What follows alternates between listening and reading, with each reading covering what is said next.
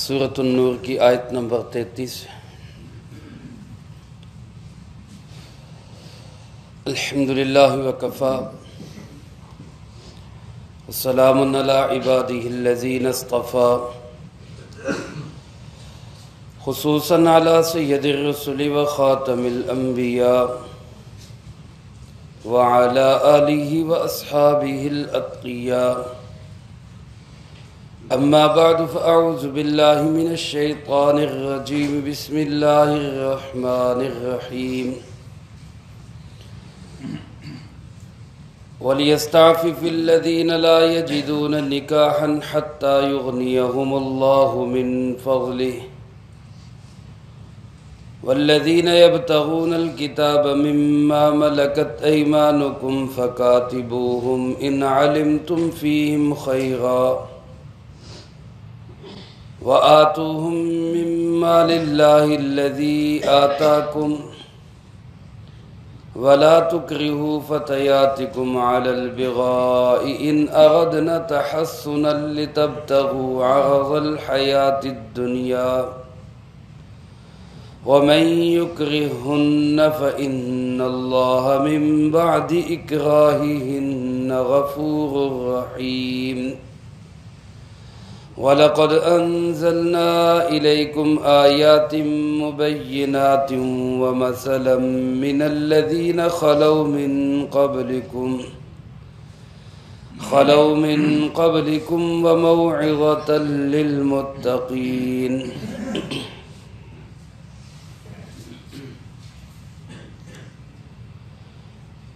وَلْيَسْتَعْفِفِ الَّذِينَ لَا يَجِدُونَ نِكَاحًا، اور چاہیے کہ پاک دامن رہیں وہ لوگ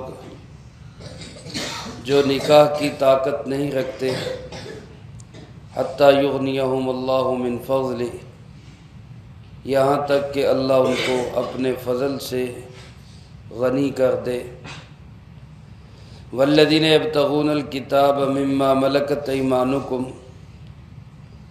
اور وہ غلام جو مکاتب بننا چاہیں تمہارے غلاموں میں سے، تو ان کو مکاتب بنا دیا کرو۔ ان علمتم فیہم خیرا، اگر تمہیں ان کے اندر بھلائی نظر آئے۔ وآتوہم من مال، اور ان کو اس مال میں سے دے دیا کرو، اللہ الذی آتاکم، جو اللہ کا مال ہے اور اللہ نے تمہیں دیا۔ وَلَا تُكْرِهُوا فَتَيَاتِكُمْ عَلَى الْبِغَاءِ، اور مجبور نہ کیا کرو اپنی باندیوں کو زنا پر۔ ان اردنا تحصنا، بالخصوص جب کہ وہ خود پاک دامن رہنا چاہتی ہوں۔ لِتَبْتَغُوا عَرَضَ الْحَيَاةِ الدُّنْيَا، تاکہ تم اس سے دنیا کا کچھ سامان حاصل کرو۔ وَمَنْ يُكْرِههُنَّ، اور جن کو مجبور کیا گیا، فَإِنَّ اللَّهَ مِن بَعْدِ إِكْرَاهِهِنَّ غَفُورٌ رَحِيمٌ، بے شک اللہ پاک ان کی مجبوری کے بعد بہت بخشنے والا، رحم کرنے والا ہے۔ وَلَقَدْ أَنزَلْنَا إِلَيْكُمْ آيَاتٍ مُبَيِّنَاتٍ، اور یقیناً ہم نے اتارے تمہاری طرف واضح دلائل۔ مَثَلًا مِّنَ الَّذِينَ خَلَوْا مِن قَبْلِكُمْ، اور مثالیں ان لوگوں کی جو تم سے پہلے گزر چکے۔ وَمَوْعِظَةً لِلْمُتَّقِينَ، اور ایک نصیحت نامہ جو پرہیزگاروں کے لیے ہے۔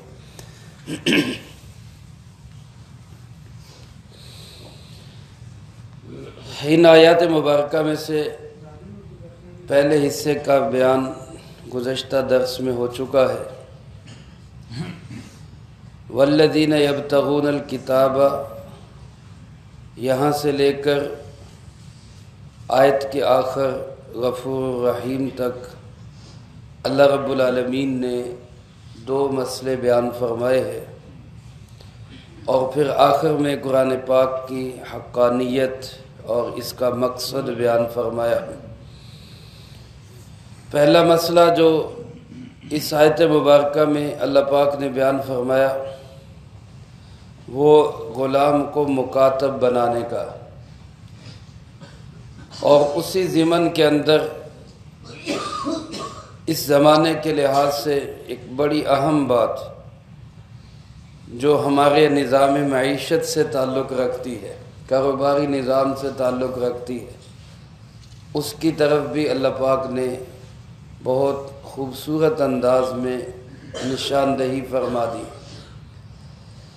اور دوسرا مسئلہ جو اللہ پاک نے یہاں بیان فرمایا اس کا تعلق بھی غلام اور باندیوں کے ساتھ ہے، اور اس کا حکم یہ ہے کہ اپنی باندیوں کو، لونڈیوں کو زنا پہ مجبور نہ کیا کرو، بالخصوص جب وہ پاک دامن رہنا چاہتی ہیں، کمائی کرنے کے لیے، پیسے کمانے کے لیے ان کو اس گندی حرکت پہ مجبور مت کرو۔ پہلا مسئلہ جو بیان ہوا جس کا تعلق کتابت سے ہے، ہمارے اس معاشرے میں اگرچہ نہ اس پہ عمل ہو سکتا ہے فی الحال، نہ ہی وہ ماحول میں موجود ہے۔ عرب کے معاشرے کے اندر یہ بہت تھا۔ اس وقت گزشتہ درس میں بھی میں عرض کر چکا ہوں، غلام اور باندیاں ہوتے تھے، باقاعدہ انسان بکا کرتے تھے، منڈیاں لگا کرتی تھی، جیسے جانوروں کی منڈیاں لگتی ہیں، لوگ گھوڑے، خچر اور اسی طرح گدھے اور دوسرے جانور، بھینس وغیرہ خریدنے کے لیے منڈیوں میں جاتے، ایسے غلاموں اور باندیوں کی منڈیاں لگتی تھیں۔ جنگوں کا زمانہ تھا، لوگ جنگیں کرتے، دشمن کے قیدیوں کو غلام بنا لیتے، پھر ان کو بیچا کرتے تھے۔ اسلام نے اس نظام کو رفتہ رفتہ ختم کیا، ایک دم نہیں ختم کیا، آہستہ آہستہ اس طرح ختم کیا کہ ہر چیز کا کفارہ غلام آزاد کرنا۔ قسم اٹھا کے توڑ دی، پہلا کفارہ کیا ہے؟ غلام آزاد کرو۔ روزہ رکھ کے جان بوجھ کے توڑ دیا، پہلا کفارہ کیا ہے؟ غلام آزاد کرو۔ کسی نے قتل ناحق کر دیا، غلطی سے قتل ہو گیا، پہلا کفارہ کیا ہے؟ غلام آزاد کرو۔ یہ گویا قرآن کریم نے ہر کفارے پر اللہ رب العالمین نے پہلی چیز یہی رکھ دی، غلام آزاد کرو، غلام آزاد کرو۔ اسی طرح پھر غلام کے آزاد کرنے کے فضائل بہت بتائے۔ رسول اللہ صلی اللہ علیہ وسلم نے ارشاد فرمایا، جس نے ایک غلام کو خرید کر آزاد کیا، اس کے ایک ایک جوڑ کے بدلے میں اللہ پاک اس شخص کو جہنم سے آزادی نصیب فرمائیں گے۔ تو اسی کی وجہ سے صحابہ کرام رضی اللہ تعالی مجمعین نے سینکڑوں نہیں ہزاروں غلام خرید کر آزاد کیے، ہزاروں کی تعداد۔ اسی کا نتیجہ ہے کہ آج الحمدللہ دنیا سے غلامی کا تصور ہی ختم ہو گیا۔ اب کئی انسان ایسے بکتے نہیں ہیں، کئی انسان مرد یا عورتیں ایسے خریدے نہیں جاتے۔ اسی میں ایک صورت ہے کتابت کی۔ کتابت کا مطلب یہ ہے کہ کوئی غلام اپنے آقا سے کہتا ہے یا آقا اپنے غلام سے خود کہتا ہے کہ بھائی میں اتنے میں آپ کو خریدا ہے، میرا اتنا آپ پہ خرچہ ہوا ہے، میں غریب آدمی ہوں، ویسے آپ کو آزاد نہیں کر سکتا، آپ مجھے اتنے پیسے کما کر دے دو تو آپ کو میں آزاد کر دیتا ہوں۔ یا غلام خود کہتا ہے کہ میرے آقا میں غلامی کی زندگی سے تانگ آ گیا ہوں، اگر آپ مجھ پہ مہربانی کریں، آپ کا جو خرچہ ہوا ہے میں آپ کو کما کر دے دیتا ہوں، آپ مجھے آزاد کر دیں۔ اس کو کہتے ہیں غلام کو مکاتب بنانا، غلام کو مکاتب بنانا۔ تو اللہ پاک نے یہ ارشاد فرمایا کہ اگر تمہارا غلام یہ چاہے کہ مجھے مکاتب بنا دو تو تم اس کو مکاتب بنا دیا کرو، یہ اس پہ احسان کر دیا کرو کہ چلو ٹھیک ہے میرا خرچہ ادا کر دو تو میں تمہیں آزاد کر دیتا ہوں۔ جب آقا اور غلام میں یہ بات آپس میں طے ہو جائے، چاہے آقا کہے اور غلام تسلیم کر لے، چاہے غلام کہے اور آقا تسلیم کر لے، تو پھر یہ معاہدہ لازم ہو جاتا ہے۔ اب وہ غلام تقریباً آزاد ہو چکا ہوتا ہے، اس نے صرف پیسے دینے ہوتے ہیں اور وہ پیسے دے کے وہ آزاد ہے۔ اب اسی کو بدلے کتابت کہا جاتا ہے۔ اللہ پاک نے مسلمانوں کو بھی یہ ترغیب دی کہ ایسا کوئی مسلمان غلام اگر وہ آزادی چاہتا ہے اور وہ اپنے پیسے ادا کرنا چاہتا ہے کمائی کر کے، اس کا تعاون کرو۔ وہ خود نہیں کما سکتا، اس کو زکوٰۃ سے اس کا تعاون کر دو، کسی طرح اس کا تعاون کر دو تاکہ وہ اپنے پیسے ادا کر کے غلامی کی زندگی سے باہر نکل آئے اور آزادی والی زندگی جینا شروع کر دے۔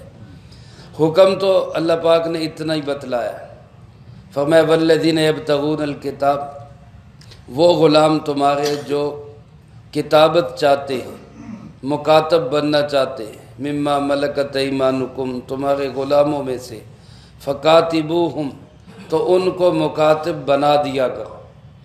لیکن اس کے ساتھ اللہ پاک نے ایک شرط لگائی، ان علمتم فیہم خیرا، اگر تمہیں ان کے اندر بھلائی معلوم ہو، اگر تمہیں ان کے اندر خیر نظر آئے۔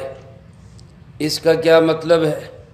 حضرت عبداللہ ابن عمر رضی اللہ تعالیٰ عنہ فرماتے ہیں، اور دیگر ائمہ کرام، ائمہ مفسرین رحمہم اللہ، اکثریت کی رائے یہ ہے کہ اگر تمہیں بھلائی نظر آئے، اس کا مطلب یہ ہے کہ اگر تمہیں محسوس ہو کہ یہ واقعی کما سکتا ہے، یہ نکھٹو نہیں ہے، یہ نکمہ نہیں ہے، بیکار نہیں ہے، اگر میں اس کو آزاد کر دوں گا تو یہ ذمہ داری کے ساتھ محنت کرے گا، کمائی کرے گا اور میرے پیسے مجھے ادا کر دے گا، تو پھر تم اس کو مکاتب بنا دو۔ اور بعض حضرات مفسرین کرام رحمہم اللہ نے فرمایا، ان علمتم فیہم خیرا کا مطلب یہ ہے کہ اگر تمہیں اس میں اسلام کے لیے کوئی بھلائی نظر آئے، اگر تمہیں محسوس ہو کہ یہ آزاد ہو کر کافروں کا ساتھ دے گا، مثال کے طور پہ غلام کافر ہے، اب اگر تم اس کو آزاد کر دیتے ہو، وہ کافروں کے ساتھ جا کے مل جاتا ہے اور ان کا تعاون کرتا ہے، پھر تو اس کو رہائی نہ دو۔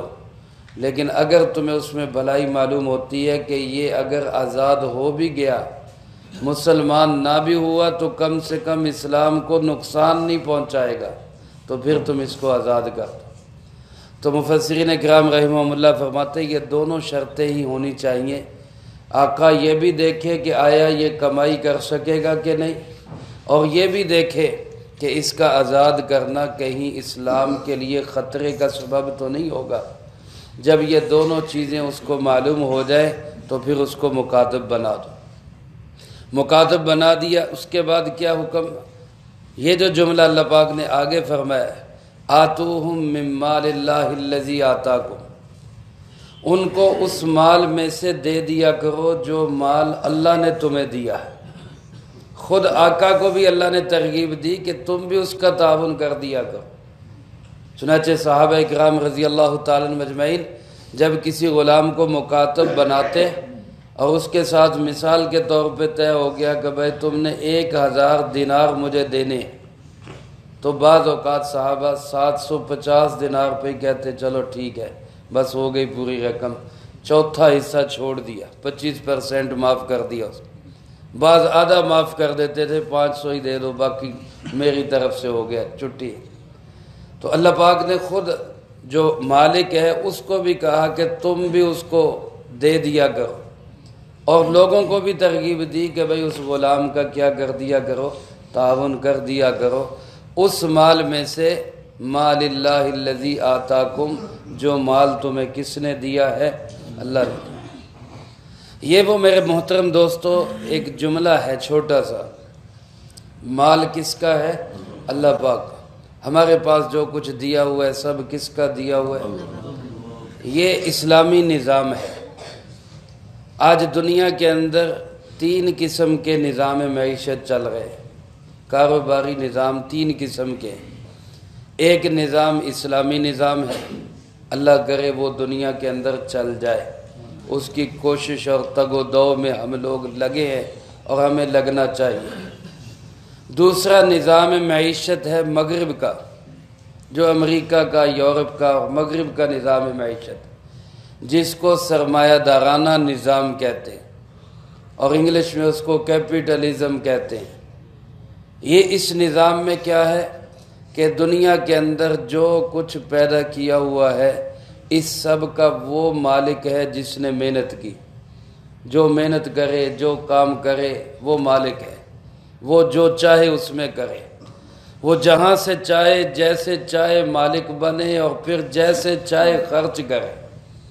یہ سرمایہ دارانہ نظام ہے۔ اور تیسرا نظام جو روس اور چین کا ہے، جس کو سوشلزم کہتے ہیں، وہ جاگیردارانہ نظام ہے۔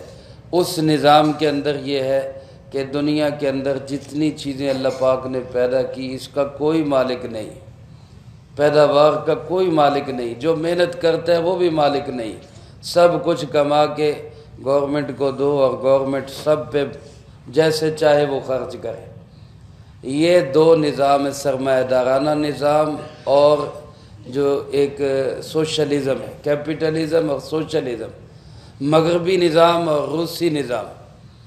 یہ جو لڑائیاں ہیں دنیا کے اندر چل رہی ہیں، یہ لڑائیاں کوئی مذہبی لڑائیاں نہیں ہیں، یہ اس مال پہ قبضے کی لڑائیاں ہیں۔ ہمارا موقف یہ ہے کہ دنیا کے اندر نہ سرمایہ دارانہ نظام صحیح ہے، نہ سوشلزم کا نظام صحیح ہے۔ جو صحیح نظام ہے وہ صرف اسلامی نظام معیشت ہے۔ اور اسلامی نظام معیشت میں کیا ہے کہ جتنی بھی دنیا جہان میں چیزیں ہیں، چاہے وہ اللہ نے بنائی ہیں، چاہے اللہ کی بنائی ہوئی چیزوں سے آگے انسانوں نے بنائی ہیں، ان کا مالک حقیقی صرف کون ہے؟ اللہ۔ حقیقی مالک ہر چیز کا اللہ ہے۔ اور اللہ پاک نے دنیا میں یہ وسائل پیدا کیے اور انسان کو کہا محنت کرو، کمائی کرو، لیکن اس کمائی میں بھی انسان کو آزاد نہیں چھوڑا کہ حلال کماؤ چاہے حرام کماؤ، بلکہ پابندی لگا دی کہ حلال کمانا ہے، حرام نہیں کمانا۔ اور خرچ کرنے میں بھی انسان کو آزاد نہیں چھوڑا کہ جہاں چاہے خرچ کرو، چاہے حلال جگہ پہ چاہے حرام جگہ پہ، بلکہ اللہ پاک نے پابندی لگائی کہ حلال پہ خرچ کرنا ہے، حرام پہ خرچ نہیں کرنا۔ یہ اسلامی نظام معیشت ہے۔ اللہ کرے اللہ ہمارے دنیا جہان کے اسلامی ممالک کے حکمرانوں کو اسلامی نظام معیشت لانے کی توفیق نصیب فرمائے۔ اس جملے میں اللہ پاک نے اسی کی طرف اشارہ کیا کہ وہ مال جو تمہارا نہیں ہے، یہ نہیں کہا اللہ پاک نے کہ ان کو اپنے مال میں سے دے دیا کرو، بلکہ کیا فرمایا؟ من مال اللہ، اللہ کے مال میں سے دے دیا کرو جو اللہ نے تمہیں دیا ہے۔ تو مالک حقیقی کائنات کا کون ہے؟ وہ صرف اللہ ہے۔ میرے پاس جو کچھ ہے میں اس کا دائمی مالک نہیں، میں عارضی مالک ہوں، وقتی طور پہ اللہ نے مجھے دیا ہے۔ آج میں زندہ ہوں، میرے پاس ہے، کل میں نہیں ہوں گا تو یہ کسی اور کا ہوگا، میرا نہیں۔ تو مالک حقیقی پوری کائنات کا، میرے گھر کا، میری جائیداد کا، میرے مال و دولت کا، میری ہر چیز کا حقیقی مالک صرف کون ہے؟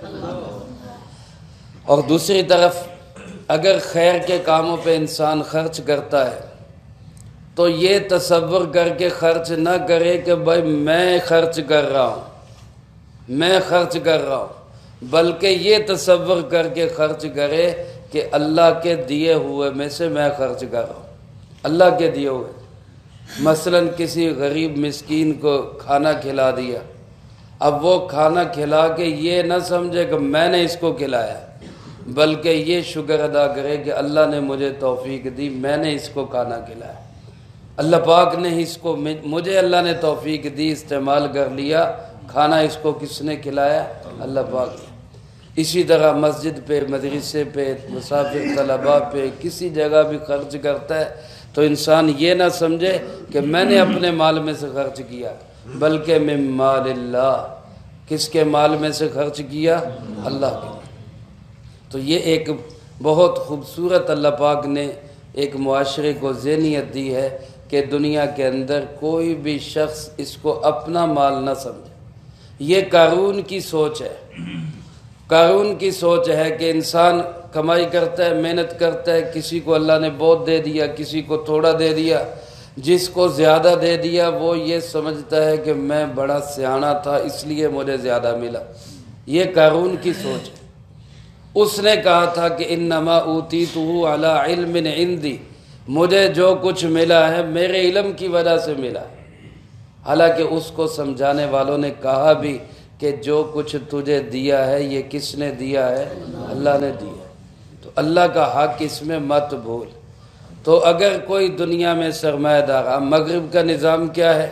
اس کے نظام میں یہی ہے، بھئی میں نے جو کمایا یہ سب میرا ہے، میری محنت سے ملا ہے، میری کمائی سے ملا ہے، اور میرے محنت کرنے سے ملا ہے، میں سمجھدار تھا اس لیے مل گیا، میں عقل مند تھا اس لیے میری کمائی ہو گئی، ایسی بات نہیں۔ یہ پردے ہٹا دو۔ تو ایک مسئلہ تو اللہ پاک نے یہ بیان فرمایا کہ اگر غلام مکاتب بننا چاہے تو اس کو مکاتب بھی بنا دیا کرو اور اس کا تعاون بھی کر دیا کرو۔ اور دوسرا مسئلہ اللہ پاک نے یہاں یہ بیان فرمایا، اس مسئلے کا تعلق بھی غلام اور لونڈیوں سے۔ اس زمانے میں جب کہ لونڈیاں ہوتی تھی تو بعض آقا ایسے ہوتے تھے کہ جو اپنی لونڈیوں کو کمائی کا ذریعہ بنا لیتے، ان سے نعوذ باللہ زنا کرواتے، ان کو غلط رہنے دو، اس کو بس نہ چلاؤ، اس کو رہنے دو بس۔ بعض آقا جو تھے وہ اپنی لونڈیوں کو کمائی کا ذریعہ بناتے تھے، ان کے ذریعے غلط کام کرواتے، زنا کرواتے، اڈے چلواتے، اور ان سے کمائی جو ہوتی وہ خود حاصل کرتے۔ اللہ پاک نے اس کو بھی منع کیا، یہ بھی درست کام نہیں۔ پہلے تو اسلام تھا ہی نہیں، نعوذ باللہ لوگ زنا بھی کر لیتے تھے۔ بعض خوش نصیب انسان ایسے تھے کہ جنہوں نے اسلام سے پہلے بھی کبھی زنا نہیں کیا تھا، جن میں خود جناب محمد کریم صلی اللہ علیہ وسلم، حضرت سیدنا ابو بکر صدیق رضی اللہ تعالیٰ عنہ، حضرت عثمان غنی رضی اللہ تعالیٰ عنہ، حضرت علی کرم اللہ وجہہ، یہ مقدس ہستیاں اور بہت سارے لوگ ایسے تھے جنہوں نے اسلام سے پہلے بھی کبھی زنا نہیں کیا تھا۔ لیکن ظاہر ہے جب احکامات نہیں تھے تو بہت سارے لوگ اس بیماری میں مبتلا تھے، تو باندیاں بھی ایسا اس پہ تیار ہو جاتی تھی۔ ظاہر ہے وہ مملوک ہیں، وہ غلام ہیں، وہ اس کے لیے تیار ہو جاتی۔ لیکن جب اسلام آیا تو بہت ساری باندیوں نے اس سے توبہ کر لی، مسلمان ہو گئی، اور انہوں نے توبہ کر لی کہ آج کے بعد ہم یہ گھنونا فعل نہیں کریں گے۔ اس کے بعد بھی بعض بدبخت ایسے تھے جو ان کو مجبور کرتے تھے، تو اللہ پاک نے ان کو منع کیا کہ یہ انتہائی بڑی بےغیرتی ہے کہ تم غلام اور باندیوں کو اس بری حرکت پہ مجبور کرو، لہذا تم ایسا کام نہ کیا کرو۔ میرے محترم دوستو، کتنے افسوس کی بات ہے، کتنے شرم کی بات ہے کہ اللہ پاک نے تو غلام اور لونڈیوں کو اور باندیوں کو اس کام کے لیے استعمال کرنے سے منع کیا، لیکن اب ہمارا معاشرہ کس قدر بےغیرتی کی انتہا کو پہنچ چکا ہے۔ ابھی جو پچھلے ہفتے میں یتیم بچیوں کے ساتھ ہو رہا ہے، لاہور کے اندر ایک سینٹر ہے کاشانہ کے نام سے، جہاں پہ یتیم بچیاں، بے سہارا بچیاں، ان کو سہارا دیا جاتا ہے، اور وہاں پہ آ کے بعض افسران بالا اور بڑے بڑے وزیر اور دوسرے لوگ مجبور کرتے ہیں کہ یہ بچیاں جو ہیں ہماری عیش کے لیے اور ہوس کے لیے یہ ہمیں پیش کی جائیں۔ اب جب وہاں کی جو بڑی تھی، جو ان کی انچارج تھی، اس نے منع کیا تو اس کو دھمکیاں دے رہے ہیں، اس کا بجٹ بند کر رہے ہیں، اس کی نوکری کو خطرے ڈالے ہوئے، اس کو گرفتار تک کرنے کی کوشش کی جا رہی کہ یہ ہمارے راز نہ کھول دے۔ اللہ پاک تو باندیوں اور غلام اور کنیزوں کو اس کام پہ مجبور کرنے سے منع کرتا ہے، اور یہ ایسے بدتمیز لوگ ہو گئے کہ یہ نعوذ باللہ آزاد اور یتیم بچیوں کو، بے سہارا بچیوں کو اپنی ہوس پوری کرنے کے لیے مجبور کر رہے ہیں۔ اللہ ایسے بے غیرت لوگوں سے ہمیں نجات نصیب فرمائے۔ یہ میرے محترم دوستو کسی ایک طبقے پہ، کسی ایک پارٹی پہ تنقید نہیں ہے، یہ ہمارے معاشرے کا حصہ بن چکا ہے۔ ایسے گندے لوگوں سے ہم سب کو بیزاری کا اظہار کرنا چاہیے۔ یہ کسی ایک جماعت کا مسئلہ نہیں، ہم سب عزت دار لوگ ہیں، ہم سب اسلام والے لوگ ہیں، ہم سب مسلمان لوگ ہیں، ہم سب اللہ اور جناب محمد کریم صلی اللہ علیہ وسلم کے ماننے والے لوگ ہیں۔ یہ لوگ ہمارے اندر کہاں سے گھس آئے؟ ہم جس بھی پارٹی سے تعلق رکھتے ہیں ہمیں ایسی گندی بھیڑوں کو باہر نکالنا چاہیے، وہ کسی بھی پارٹی میں ہوں، اور ہمیں ایسی گندی بھیڑوں سے نجات حاصل کرنی چاہیے۔ اللہ پاک ان ظالموں کو ان کے عبرتناک انجام تک پہنچائے، اور اس مظلومہ خاتون کا ہمیں سہارا بننا چاہیے جو ان بے سہارا بچیوں کا سہارا بنی ہوئی۔ اللہ پاک ارشاد فرماتے ہیں وَلَا تُكْرِهُ فَتَيَاتِكُمْ عَلَى الْبِغَاءِ، اپنی باندیوں کو زنا پہ مجبور نہ کرو، جبکہ خاص طور پہ جب وہ خود پاک رہنا چاہتی ہیں۔ ویسے بھی مجبور نہیں کرنا چاہیے، لیکن ایک عورت جب خود پاک رہنا چاہتی ہے تو پھر اس کا مجبور کرنا بڑی بے غیرتی ہے، اور خاص طور پہ اس لیے کہ لِتَبْتَغُوا عَرَضَ الْحَيَاةِ الدُّنْيَا، کہ تمہیں صرف دنیا کا تھوڑا سا سامان چاہیے، بس اس کے لیے تم یہ بے غیرتی کر رہے ہو۔ اللہ پاک نے اس سے سختی سے منع کیا، اور ارشاد فرمایا وَمَن يُكْرِهُنَّ، اگر کسی باندی کو، کسی عورت کو اس غلط اور گندے کام پہ مجبور کیا جاتا ہے اور وہ بے بس ہو کے مجبور ہو کر اس کام پہ تیار ہوتی ہے تو اللہ اس کو معاف کرنے والا ہے۔ اب وہ باندیاں پریشان تھی کہ پتہ نہیں ہمارے ساتھ کیا ہوگا، تو اللہ پاک نے فرمایا فَإِنَّ اللَّهَ مِن بَعْدِ إِكْرَاهِهِنَّ غَفُورٌ رَحِيمٌ، ان کو جو مجبور کیا گیا ہے تو اللہ ان کو بہت معاف کرنے والا اور رحم کرنے والا۔ آخر میں اللہ پاک ارشاد فرماتے ہیں یہ جو قرآن کریم ہے وَلَقَدْ أَنزَلْنَا إِلَيْكُمْ آيَاتٍ مُبَيِّنَاتٍ، یہ کھلی اور واضح آیتیں یقیناً ہم نے اتاری ہیں، دو دو تاکیدیں لگا کے۔ یہ کسی انسان کا بنایا ہوا کلام نہیں، یہ نظام جو بنایا ہے یہ انسان کا نظام نہیں ہے کہ جس کے اندر تبدیلی کرنی پڑے، جس میں ترمیم کرنی پڑے، جس کی غلطیاں نظر آئیں کہ جناب یہاں سے غلطی ہے اس کو ٹھیک کر کے لاؤ۔ نہیں، اللہ پاک فرماتے ہیں یہ میرا اتارا ہوا ہے، میں نے اس کو نازل کیا، اس میں واضح دلائل بھی ہیں، نشانیاں بھی ہیں۔ وَمَثَلًا مِّنَ الَّذِينَ خَلَوْا مِن قَبْلِكُمْ، اور جو تم سے پہلے گزر گئے ان کی مثالیں بھی موجود ہیں، ان کے ساتھ کیا ہوا، جنہوں نے اللہ کے احکامات پہ زندگی گزاری ان کو اللہ نے کیسا بہترین صلہ دیا، اور جنہوں نے اللہ کے نظام سے ٹکرانے کی کوشش کی ان کو اللہ نے کیسے پاش پاش اور ٹکڑے ٹکڑے کیا، یہ سب اس کتاب میں موجود ہے۔ اور فرمایا وَمَوْعِظَةً لِّلْمُتَّقِينَ، پرہیزگاروں کے لیے اس میں بہت بڑی نصیحت ہے، جس کے دل کے اندر خوف خدا ہے، تقوی ہے، اللہ کا کوئی ڈر اور دھیان ہے، اس کے لیے قرآن کریم میں بڑی نصیحت کی باتیں۔ اللہ مجھے آپ کو سب کو قرآن پاک کا تعلق نصیب فرمائے، اور جو کہا سنا اس کو زندگی میں لا کے دوسروں تک پہنچانے کی توفیق عطا فرمائے۔ اللہم انت السلام و منک السلام، تبارکت ربنا و تعالیت یا ذا الجلال والاکرام۔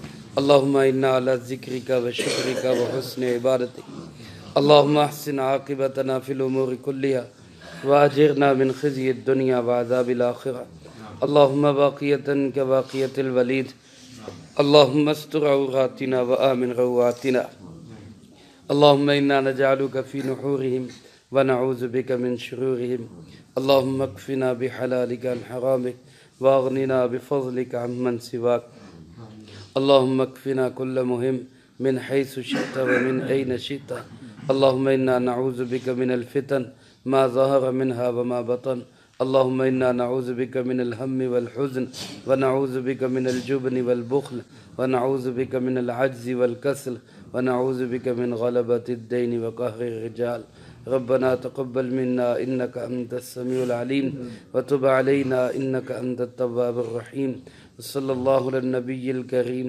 وعلی آلہ واصحابہ اجمعین برحمتک یا ارحم۔